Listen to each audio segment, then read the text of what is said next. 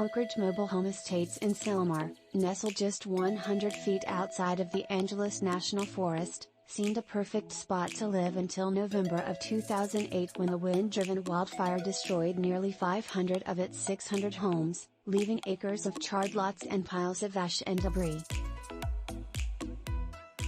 The Sayre Fire, also called the Sylmar Fire, remains the greatest loss of homes to fire in Los Angeles at 489, surpassing the firestorm that destroyed 484 houses in Bel Air in 1961 and drove famous actors from their estates, prompting Los Angeles to ban wood shingle roofs and enact a strict brush seal.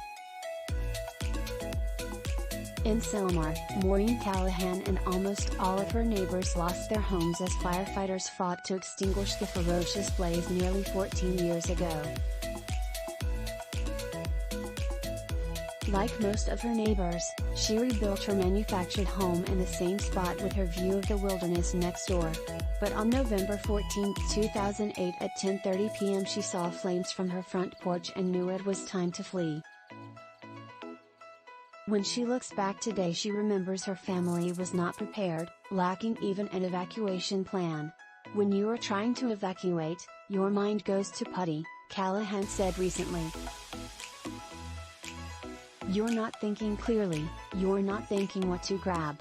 We had 3 cats, so we got the cats first and then we evacuated with our neighbors who just moved in around 6 months prior. And we went to my parents' house in Northridge. Today," she says, "now we have all of our stuff ready to go at any given moment. The fire made us prepared."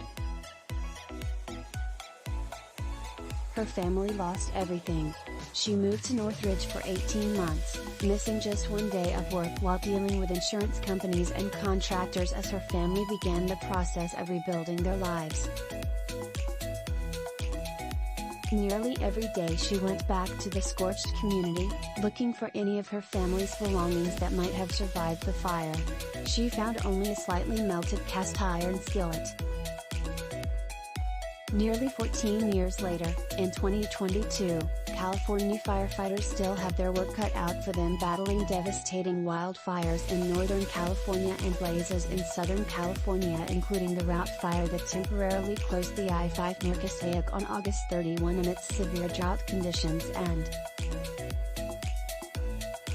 the wildfire season, once viewed as most ferocious in the fall and winter, seems to last longer and start earlier, driven by climate change and population growth in the wildland-urban interface, or VOI, that encircles the San Fernando Valley and reaches into much of suburban Southern California.